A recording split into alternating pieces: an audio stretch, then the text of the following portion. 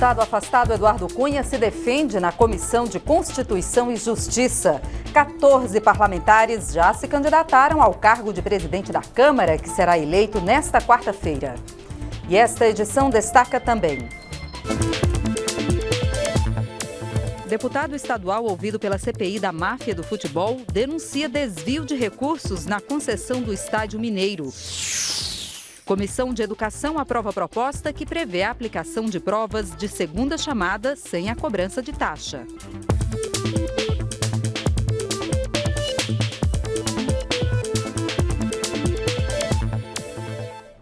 Boa noite em Brasília, 11 horas e 26 minutos. O Jornal da Câmara começa agora. O plenário da Câmara aprovou 2 pedidos de urgência em projetos de interesse do governo. Um diz respeito ao papel da Petrobras na produção de petróleo em áreas do pré-sal. O outro trata da renegociação da dívida dos estados com a União. Além disso, o plenário também aprovou o período do recesso parlamentar, que começa na próxima segunda-feira.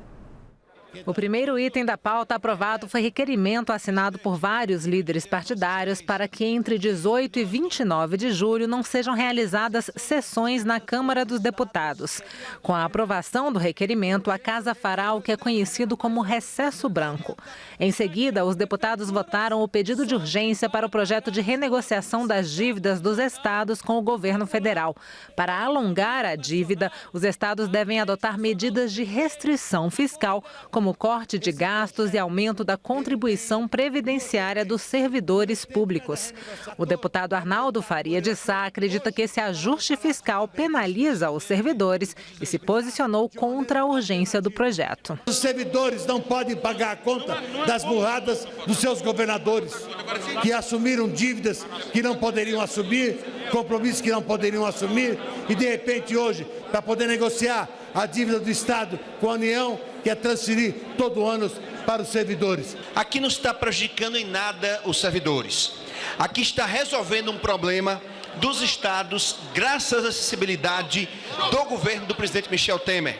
Os estados voltam a ter perspectiva e esperança de reação. O requerimento acabou aprovado por 334 votos a 118. Outro pedido de urgência aprovado foi para o projeto que retira a obrigatoriedade de atuação da Petrobras como operadora única de todos os blocos contratados pelo regime de partilha de produção em áreas do pré-sal. Proposta classificada como a salvação nacional pela base do governo e chamada de entreguista pela oposição. Nós queremos debater mais. Nós queremos que o povo brasileiro tenha a oportunidade de entender, de saber o que está por trás desse projeto. Um projeto ruim, um projeto que ataca a conquista da garantia de que o dinheiro, o lucro do pré-sal vai para a saúde e para a educação do povo. Esse projeto é urgente para salvar a Petrobras. Esse projeto é urgente para salvar as prefeituras, sobretudo do Rio de Janeiro. Esse projeto é uma homenagem ao Brasil e uma homenagem ao Estado do Rio e às prefeituras do Rio que estão em grandes dificuldades. E a gente conversa agora com a repórter Paula Bittar, que fala ao vivo do Salão Verde e tem outras informações. Olá, Paula, boa noite. Essas urgências que foram aprovadas aí, que a gente viu na reportagem, com relação às propostas, né? Quando elas devem ser votadas no plenário? Olá, boa noite a você, Jacene. Exatamente. Foram votadas as urgências, que apenas significam uma maior celeridade na análise das propostas. Falta, claro, votar as propostas propriamente ditas. E isso só deve ocorrer a partir de agosto, já que, como a gente viu ainda agora na reportagem, foi votado esse requerimento de recesso branco. Nas próximas 2 semanas, a gente não terá votações aqui na Câmara dos Deputados. Agora, com relação à proposta que trata aí da participação da Petrobras na produção do petróleo na área do pré-sal, essa proposta deve ficar ainda mais adiante um pouquinho, porque foi feito um acordo agora há pouco dentro do plenário entre o PT, que é contra a proposta, e o governo, que vem realmente pressionando por essa aprovação. Esse acordo prevê a realização de uma comissão geral, que é uma grande audiência pública dentro aqui do plenário Ulisses Guimarães, para tratar desse assunto, para discutir se a Petrobras deve ou não continuar como operadora única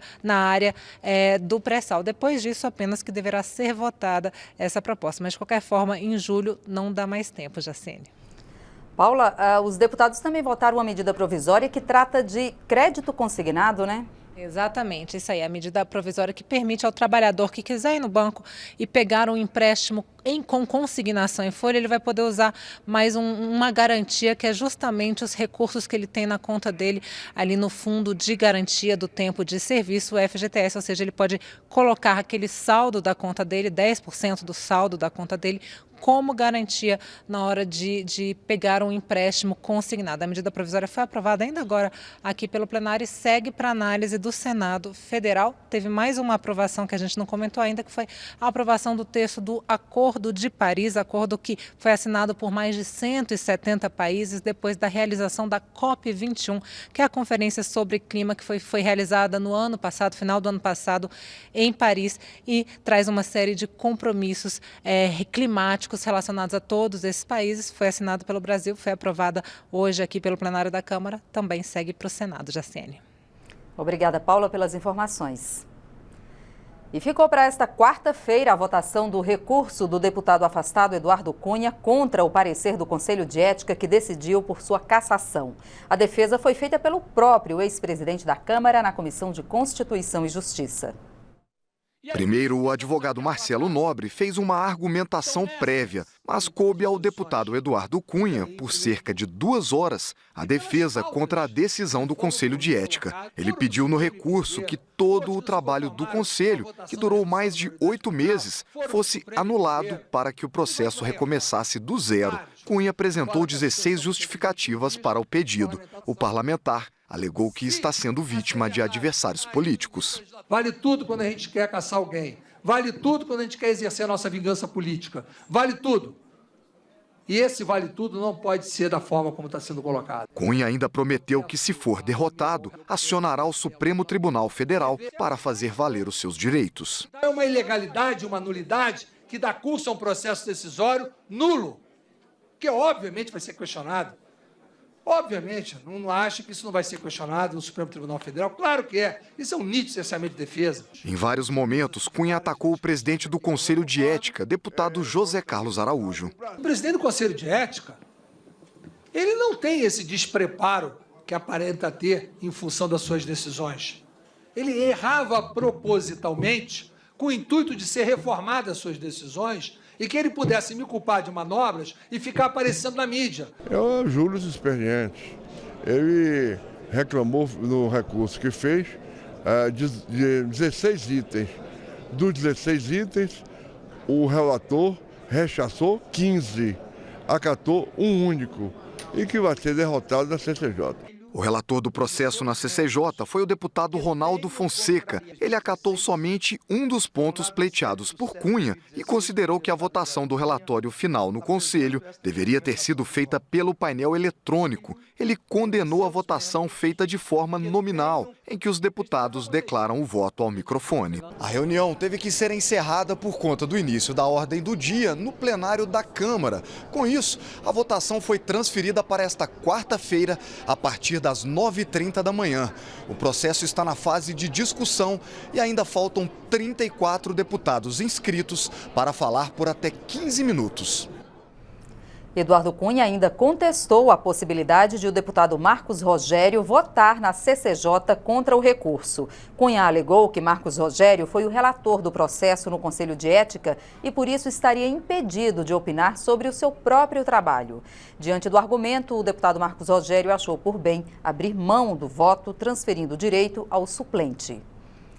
Até agora, são 14 candidatos à presidência da Câmara. Esse número ainda pode mudar, já que o prazo para registrar as candidaturas vai até o meio-dia desta quarta-feira. Conheça agora os parlamentares que estão na disputa pela cadeira de presidente da Câmara. O deputado Fausto Pinato, do PP de São Paulo, exerce o primeiro mandato. Pinato é advogado e trabalhou como secretário parlamentar na Câmara e como assessor na Assembleia Legislativa de São Paulo. Carlos Henrique Gaguin, do PTN do Tocantins, está no primeiro mandato de deputado federal. Foi vereador em Palmas, deputado estadual, presidente da Assembleia Legislativa e governador do Tocantins. O deputado Carlos Manato, do Solidariedade do Espírito Santo, é médico e sindicalista. Está no quarto mandato na Câmara. Já integrou a mesa diretora como suplente e é o atual corregedor da Casa. O deputado Marcelo Castro, do PMDB do Piauí, cumpre seu quarto mandato. Ele é médico e professor da Universidade Federal do Piauí. Já foi deputado estadual e ministro da Saúde no governo Dilma Rousseff. Fábio Ramalho, do PMDB de Minas Gerais, está no seu terceiro mandato como deputado federal. Empresário formado em Direito, ele foi prefeito do município mineiro de Malacacheta. O deputado Giacobo, do PR do Paraná, está no quarto mandato na Câmara e ocupa atualmente a segunda vice-presidência da Casa. Empresário, é formado em Gestão de Recursos Humanos. Cristiane Brasil, do PTB do Rio de Janeiro, é deputada federal pelo primeiro mandato. Advogada e autora de livros sobre políticas públicas, elegeu-se por 3 vezes vereadora e foi secretária municipal do Rio de Janeiro. A deputada Luísa Erundina, do PSOL de São Paulo, está no 5º mandato na Câmara. Assistente social, ela foi vereadora e prefeita de São Paulo, deputada estadual e ministra do governo Itamar Franco. O deputado Rogério Rosso, do PSD do Distrito Federal, está no 2º mandato na Câmara. Formado em Direito, Rosso já foi governador tampão do Distrito Federal, secretário de governo e administrador de uma das maiores cidades satélites de Brasília, a Ceilândia. Evair Vieira de Melo, do PV do Espírito Santo, está no primeiro mandato aqui na Câmara. É formado em administração de empresas e já foi secretário municipal de Agricultura da cidade de Venda Nova do Imigrante, no Espírito Santo. O deputado Beto Mansur, do PRB de São Paulo, está no 5º mandato e atualmente é o primeiro secretário da mesa diretora da Câmara. Mansur é radialista, empresário e engenheiro eletrônico. Já foi prefeito de Santos, no litoral paulista. O deputado Esperidião Amin, do PP de Santa Catarina, está no 3º mandato como deputado federal e já foi governador de Santa Catarina e 2 vezes prefeito de Florianópolis. Ele é advogado, professor universitário e administrador. Rodrigo Maia, do Democratas do Rio de Janeiro, está no 5º mandato na Câmara. Ele trabalhou pela modernização da cidade do Rio de Janeiro e pela realização dos Jogos Pan-Americanos na cidade. Miro Teixeira, do Partido Rede do Rio de Janeiro. Já são 11 mandatos como deputado federal. É formado em Direito e foi ministro das Comunicações em 2003, no primeiro governo Lula. A votação para eleger o novo presidente da Câmara será pelo sistema eletrônico e serão usadas 14 cabines de votação, que já foram instaladas no plenário Ulisses Guimarães. Uma delas foi adaptada para atender os deputados com necessidades especiais. Hoje, o deputado Heráclito Fortes, do PSB do Piauí, desistiu de concorrer à presidência da Câmara e retirou a candidatura. O presidente eleito vai substituir o deputado afastado Eduardo Cunha, do PMDB do Rio de Janeiro, que renunciou ao cargo de presidente na última quinta-feira.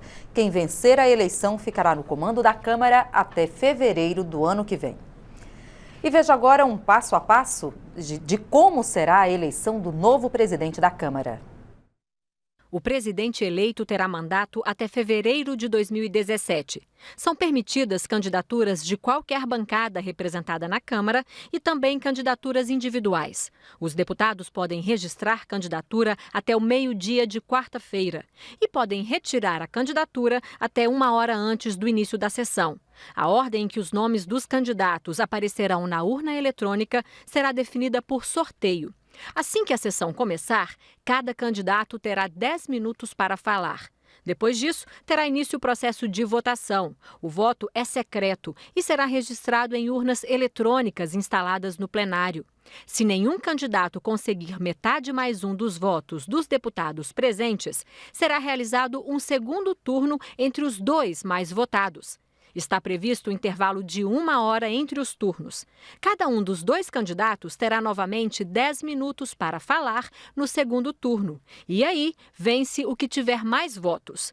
A previsão é que o novo presidente da Câmara será conhecido antes da meia-noite. O presidente em exercício da Câmara, deputado Valdir Maranhão, concedeu entrevista nesta terça-feira. Ele fez um balanço do período em que esteve à frente dos trabalhos na casa. Eu tentei fazer o melhor, compreendo a dinâmica do processo, respeito os adversários e acredito que a casa vai encontrar o seu rumo a partir de um entendimento amplo. É preciso que todos nós tenhamos paciência, prudência. O Brasil está no fundo do poço. As vaidades humanas nos podem se permitir entender que, colocando essa casa cada vez mais no sentido gravitacional, nós não vamos levantar o país. Entendo que chegou a hora de encontrar um novo rumo, dialogando, respeitando sempre o legítimo interesse da população brasileira. E você vai ver depois do intervalo, CPI que investiga venda de sentenças no CARF aprova a prorrogação dos trabalhos por mais 60 dias. E você vai ver também. Comissão de Educação aprova a proposta que prevê a aplicação de provas de segunda chamada sem a cobrança de taxa. A gente volta já.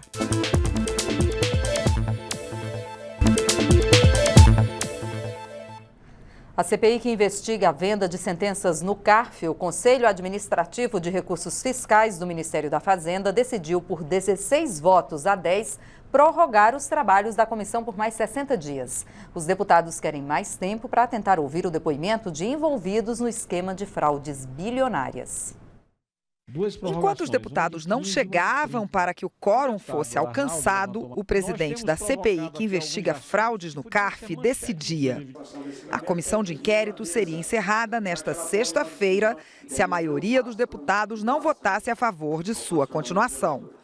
Quando começaram os debates, Pedro Fernandes levantou uma questão. O que é estranho é que o relator está nos dizendo que não tem condições ainda de fechar o relatório, que ele precisa ouvir mais.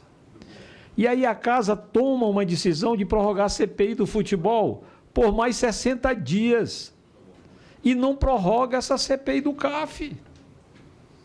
O que é que está havendo? Quais são os interesses que nós estamos chocando? Um dos argumentos principais para a prorrogação é o de que nenhum beneficiário do esquema de fraudes no CARF foi ouvido aqui na CPI. Nem grandes empresas, nem grandes bancos. Esse foi o argumento usado, inclusive, pelo relator na hora de pedir a continuação. Infelizmente, a CPI não ouviu nenhum dos beneficiários. São para mais de 50 beneficiários, empresas beneficiadas com esse desvio do CAF e que infelizmente não foram ouvidas. A gente sabe que tem algumas pressões, hoje a votação foi uma votação apertada, mas venceu a maioria por 16 votos a 10 pela prorrogação da CPI. É impressionante que quando os réus são os donos dos meios de comunicação, os monopólios dos meios de comunicação e os grandes bancos privados, nem a CPI da Câmara pode ter acesso às informações, tudo passa a ser sigiloso. Mais de um integrante da CPI disse que a comissão corria o risco de ficar desmoralizada, também devido a fatos como a prisão de José Carlos Figueiredo Neto, pego pela Polícia Federal, achacando representantes do Banco Itaú. Ela ocorreu em pleno período de investigações da comissão. Isso também é uma afronta, é um tapa na cara do brasileiro. No momento estão sendo presas as pessoas, tem uma CPI e os caras continuam trabalhando. O clima esquentou quando o deputado Ivan Valente afirmou que os trabalhos da CPI não avançaram por causa da ação de integrantes da própria comissão. E foi questionado pelo presidente. Aqui tem achacadores e blindadores. Eles vêm, eles faltam, eles convocam... Vossa Excelência pode declinar os nomes? Não, não posso declinar, mas tenho certeza que tem. Então, presidente, da nossa parte, entende, eu acho que isso aqui é uma desmoralização da Câmara dos Deputados, da CPI. Os parlamentares contrários à prorrogação dos trabalhos da CPI acenavam com o fim não só da comissão, como também do próprio CARF. Temos prazo suficiente para aprovar o relatório e no relatório, sem dúvida nenhuma, definimos uma coisa que é fundamental, que é a extinção do CARF. Porque a raiz de todo o problema é o CARF. A negociada é toda no CARF. Então, se o nosso relatório contemplar pela extinção do CARF, já teríamos feito um grande trabalho e essa é a minha posição. E a CPI da máfia do futebol ouviu nesta terça-feira um deputado estadual de Minas Gerais. Ele apresentou denúncias de irregularidades na concessão do estádio Mineirão. O esquema desviava recursos que deveriam ser usados na fiscalização de barragens de resíduos minerais, como a da tragédia do município de Mariana. O convidado era surpresa e veio com a mala cheia de denúncias. Era o deputado estadual mineiro Irã Barbosa. Ele trouxe 26 quilos de documentos com acusações de irregularidades na concessão do estádio Mineirão. As denúncias incluem superfaturamento na reforma do estádio, sonegação de impostos e uso das verbas públicas para garantir o lucro do consórcio de empreiteiras. Somando tudo, o rombo foi de 200 milhões de reais, segundo o deputado. O que mais chocou os participantes foi o desvio de verbas da Cefem, compensação pela exploração de minérios. Um dos destinos do dinheiro é a fiscalização do setor, como é o caso das barragens de resíduos minerais. Segundo o deputado, a verba desviada poderia ter evitado a tragédia de Mariana. O dinheiro da Cefem que foi desviado deixou de pagar a estrutura que fiscalizaria as barragens em Minas Gerais e que acabou auxiliando o rompimento das barragens em Minas Gerais, em Mariana, que causou quase 6 bilhões de reais de prejuízo para o governo federal e para o governo do estado em Minas Gerais. Lembra da bolsa de 26 quilos de documentos? Segundo o deputado, ela poderia estar mais pesada. A grande maioria desses documentos estavam disponíveis publicamente. E é por isso que, uma vez que se detectou tantas irregularidades neles, os outros documentos de outros anos simplesmente desapareceram de domínio público. O presidente da comissão disse que vai tomar as medidas necessárias para o esclarecimento das denúncias. Vamos encaminhar ao Ministério Público Estadual, ao Ministério Público Federal, ao Tribunal de Contas do Estado e ao Tribunal de Contas da União todo o material que foi coletado aqui, que foi trazido pelo deputado estadual de Minas Gerais. E na última semana, antes do recesso parlamentar, os deputados apresentaram as chamadas emendas de comissão ao projeto da LDO, a Lei de Diretrizes Orçamentárias. A discussão da Lei de Diretrizes Orçamentárias, a chamada LDO, é o momento em que os parlamentares se debruçam sobre a previsão de gastos do Executivo para o ano seguinte. Uma das prerrogativas dos deputados e senadores é fazer emendas à LDO. Os autores de emendas são bancadas, comissões e parlamentares individualmente. Todas as comissões permanentes discutem os temas prioritários em cada área e decidem quais serão as emendas de comissão. Já as comissões, elas fazem emendas dentro de uma política da educação, da saúde. Então, nós, por exemplo, nós temos o Plano Nacional de Educação, né? Então, de repente, nesse momento, as comissões da Câmara e do Senado, né? Aqui é uma lei congressual, né? É uma comissão mista de orçamento que vai votar no Congresso essa lei, define como prioridade, de repente, as creches no país. As emendas de comissão, juntamente com as emendas das bancadas, que representam os estados, e as emendas individuais, se aprovadas, são incluídas na LDO, que é enviada ao Congresso no primeiro semestre. Em agosto, o governo federal envia ao parlamento o projeto de lei orçamentária. Aí cabe aos deputados e senadores tornarem compatíveis aquilo que foi previsto na LDO com o orçamento de fato, que vai guiar os gastos do Executivo. A Comissão de Desenvolvimento Econômico, Indústria e Comércio e Serviço definiu as emendas do colegiado após se reunir para apontar quais seriam as áreas que deveriam ser priorizadas no orçamento. Uma delas trata da inclusão digital, ou seja, a questão dos telecentros, avançar com os telecentros que formam pessoas na área de tecnologia, na área de informática pelo Brasil todo. E a outra de inclusão digital para que as cidades, os municípios se aperfeiçoem ainda mais e possam prestar um serviço de qualidade à sociedade. A Comissão de Cultura também aprovou 3 emendas. Eles têm uma importância muito grande para toda a população brasileira, porque eles trabalham na linha de preservar o patrimônio cultural brasileiro. Também o fomento à cultura brasileira, foi a segunda proposta de emenda guarda-chuva, e a implantação, instalação e modernização de espaços e equipamentos culturais. Na Comissão de Seguridade Social e Família foram priorizados temas relacionados à primeira infância. Houve um consenso por parte do colegiado e essa emenda, ela também olha a questão do Zika vírus, né? Nós temos muitas crianças que estão nascendo com microcefalia, tendo uma relação direta com o Zika. Apesar do esforço, alguns deputados questionam o resultado de todo esse trabalho. A gente faz a discussão, propõe as emendas que passam a ser de autoria da comissão, ou seja, são de autoria de 100 parlamentares, e nos últimos 6 anos vetaram e desconsideraram todas as prioridades, as emendas que são chamadas emendas de prioridade. As emendas têm esse caráter para nós, não é? É aquilo que nós temos a certeza que a sociedade está precisando. Agora, cabe primeiro ao CMO, que é a Comissão Mista, fazer o acolhimento dessas emendas que estão sendo propostas pelas comissões e depois a execução por parte do Poder Executivo. Nós estamos cumprindo o nosso papel.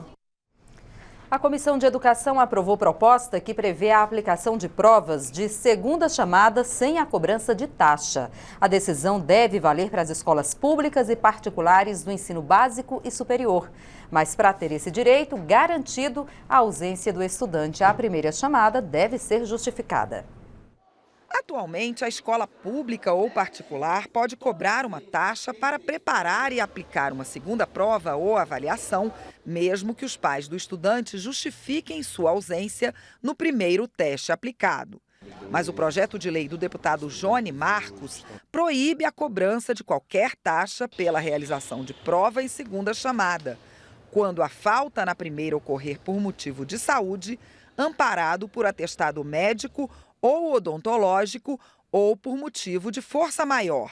O autor argumenta que várias escolas e faculdades têm cobrado a taxa, mesmo que a falta do estudante tenha sido justificada por um atestado médico ou por motivos de força maior, como uma greve de ônibus, por exemplo. É um abuso contra o consumidor, no caso o estudante, das escolas particulares, universidades e faculdades particulares, quando cobram pela segunda chamada de provas que foram perdidas por motivo de força maior, quando os estudantes já estão pagando a mensalidade e pagam a mensalidade justamente pela prestação total e completa do serviço que a instituição tem a oferecer. Muitos alunos que perdem 1 ou 2 ou 3 provas e precisam fazer a segunda chamada, acabam pagando um valor exacerbado que chega muitas vezes a ser quase a metade do valor da mensalidade. A Associação Brasileira de Mantenedores do Ensino Superior, por outro lado, é a favor da cobrança da taxa. O argumento é o de que a instituição de ensino tem que arcar com um custo para produzir outra avaliação. Além do custo da prova em si, há ainda o tempo que o professor leva para elaborar novas questões, uma vez que o exame não pode ser igual ao anterior. Afinal, o aluno pode já conhecer o teor da prova, uma vez que teve tempo de conversar com os colegas que fizeram o teste antes dele. Esse é um custo que, primeiro, ele não é regular. Segundo, ele não é previsível no momento em que eu preparo a minha planilha semestral de cursos. Então, eu não tenho como lançar esse valor antecipadamente no contrato. Por outro lado, se eu lanço esse valor no contrato, o que vai acontecer? Eu terei a coletividade acadêmica, ou seja, todos os alunos, pagando para que A, B ou C façam uma prova de segunda chamada.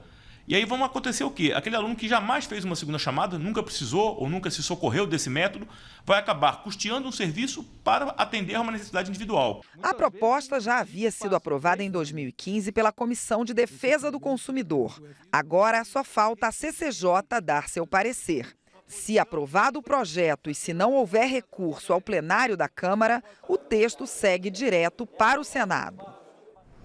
Esta edição termina agora. Para outras informações ou para rever nossas reportagens, é só acessar a nossa página na internet.